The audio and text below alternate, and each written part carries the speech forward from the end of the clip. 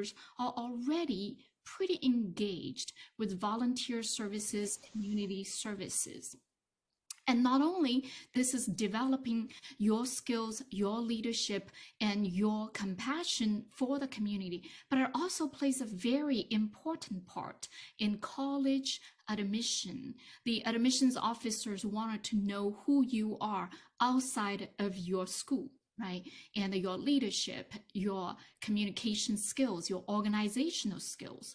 But also they want to make sure whatever you are doing is aligned with the college mission. So today we are going to learn what are the community impact projects are quite important and how do you earn congressional medals.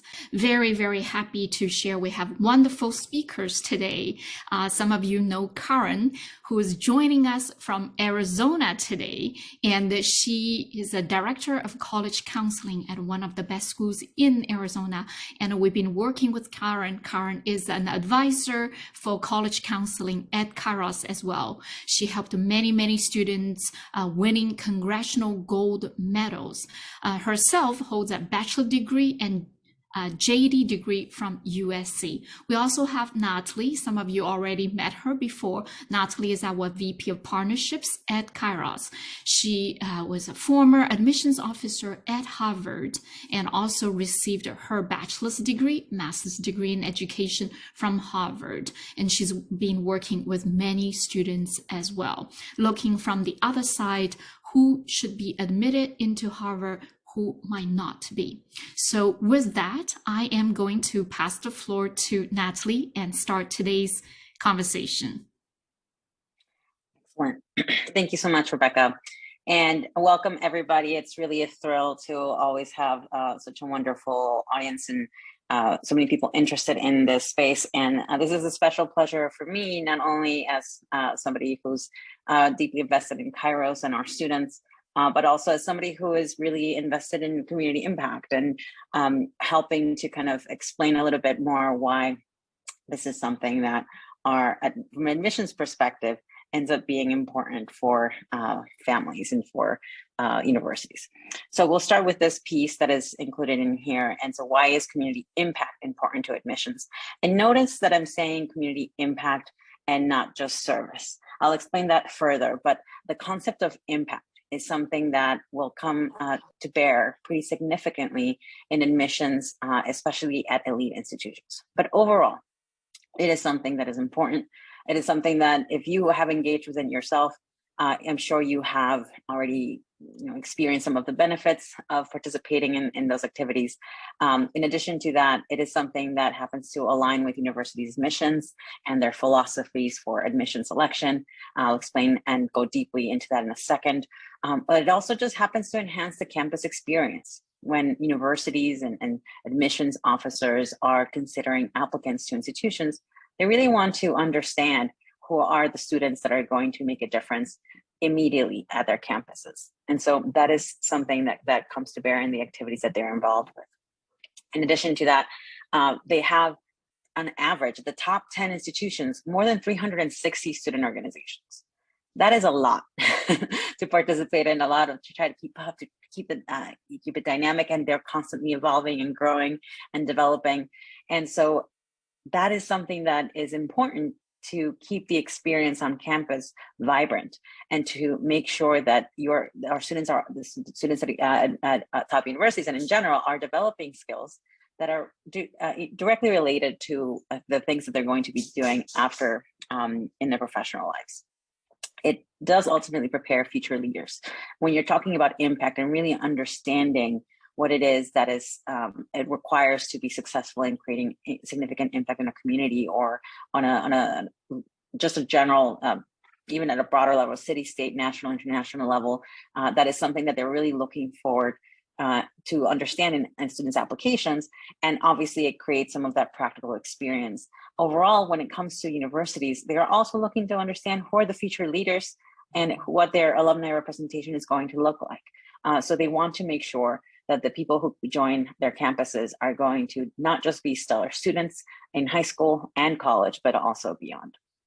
So let's dive a little bit more deeply into the philosophy that top institutions have with regards to admissions. And this is something that specifically came out in 2016, but I do believe that it has been a core aspect of the way that universities think about the selection process. I'll go deeply into that, but more specifically, there's in the area of admissions and college prep, there's always been this concern that we ought to be making sure that we're doing right by families and students, and ultimately seeking to develop good citizens who are making meaningful contributions to others. And that is something that community service enables, right? What we want to make sure is that in this entire field, in this entire process, whether you're a parent or a student, you're really being thoughtful about what it means to engage in community and to engage in for the public good. This is something that helps to actually predict success in college and beyond. It's actually something that the ability to think beyond yourself can actually make a deep impact.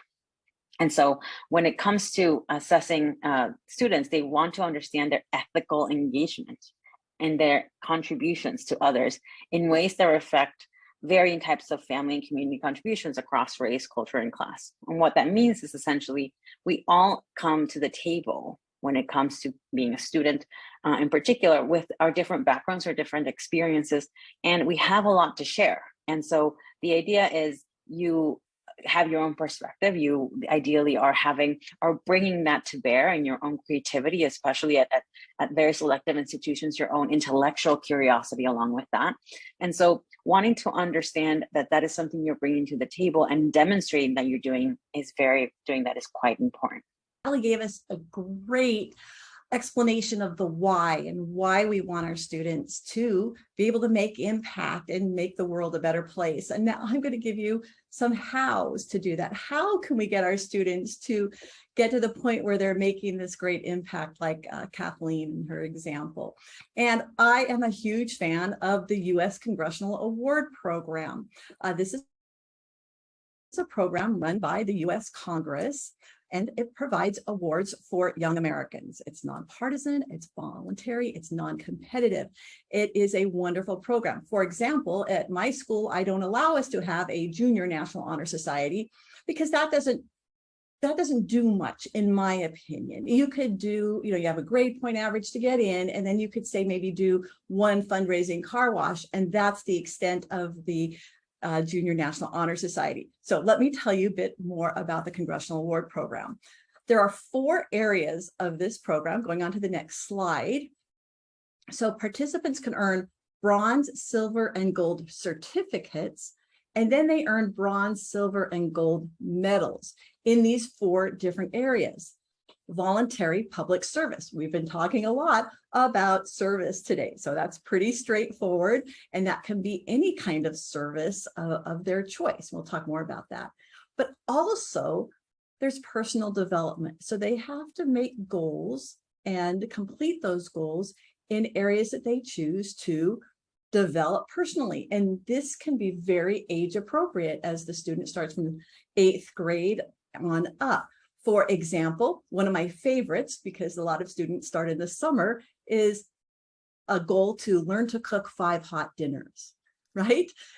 We're trying to help them to become self-sufficient adults. And this is one great way to start. But it can also be to learn to play the guitar, to learn a foreign language. It can't be curricular, but if they're studying German in their high school or middle school program, they could set goals to watch 1 movie in German each week or such.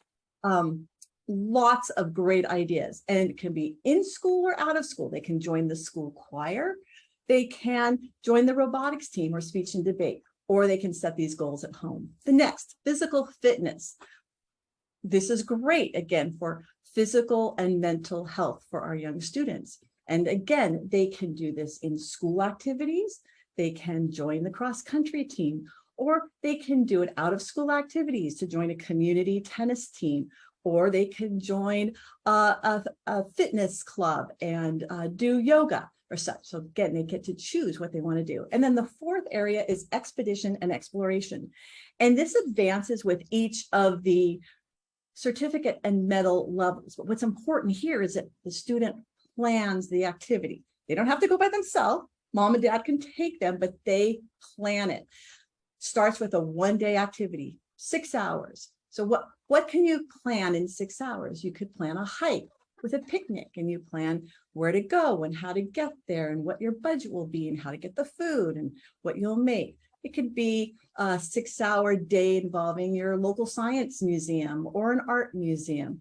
Again, they plan it, and it gets progressively more advanced as they go up in the levels. So next slide here. When can students start? They can register with the program as early as 13.5 years old. And then they can start submitting for the awards once they turn 14 years old and have completed the different award levels. So here's a student of mine. This is Kathleen, and she is going to be one of our TAs in the program that we'll talk about pretty soon. But here she is as an 8th grader with her first certificate level. Next slide. Earning this award is fun and interesting for getting involved in something you already enjoy or to try something for the first time. So I know as parents, we sometimes have challenges motivating our child to try something new, to something out of their box or comfort zone. This award is a nice vehicle to encourage our students, because sometimes they don't want to do these things that we know are good for them, but maybe an award. I can't remember everything she says. I knew you guys would have me do this. Oh, be sure to turn off your, there we go. Okay, thanks. But award programs can often speak to them. And it just simply gives structure so that you're not maybe constantly fussing about, oh, you should go do something and try new things, and you need to go make impact, but give them some structure to learn how to do that. Let's see, we'll go on to our next slide. Here's an example. Okay, so this is about college admissions. But what I love about this program is it's more than a get into college program. So the goals are many-fold to develop the whole student. But the natural byproduct of doing that is that a student who makes and completes goals in these 4 areas of the program will be an outstanding applicant for both applying to college and applying to scholarships. So here's one of our coaches that will be in this program. So Clara had the idea that she wanted to help immigrants. What do you do with that? Okay, so she found this organization, Gathering Humanity, that helped immigrant refugees, and she learned about them and she just went to volunteer. So she had the idea, then she made the goal of how many hours she would serve there. Then she volunteered. Okay, once she's had the exposure and the experience volunteering, then she becomes a leader. She organizes activities that involves other students at her school to also help. Here they did a big drive and they packaged up hygiene kits for incoming refugees to our community. So from the volunteer, moves to the lead and moves off to college. So to make kind of a long process short, to summarize that, Clara is now at the University of Pennsylvania studying 2 degrees in the Wharton School of Business and getting a degree in international studies at the college there. But you can see how this initial interest in helping immigrant refugees can lead and help her develop her story. But it's an authentic story. That's something she had interest in. Okay, in our next slide, another advantage of this program, this is a great benefit, is that these medals are actually presented to you by your congressional representative. So students participate in this program, they learn about their government, they learn about their congressional representatives. Here's Jacob. He began his service in middle school packing meals, simply volunteering with Feed My Starving Children. And he set his goals with the Congressional Award Program. With that program, he had to do fitness, so that inspired him to join his school soccer and football teams, which he ended up doing all 4 years of high school. And then here he is in this picture, he's receiving his Congressional Award Gold Medal from his congressional representative at the time, who is now U.S. Senator Kirsten Sinema.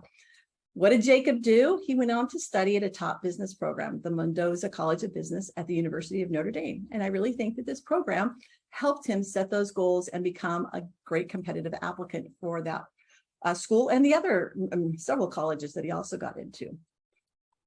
So this is me with many of my Congressional Award gold medalists.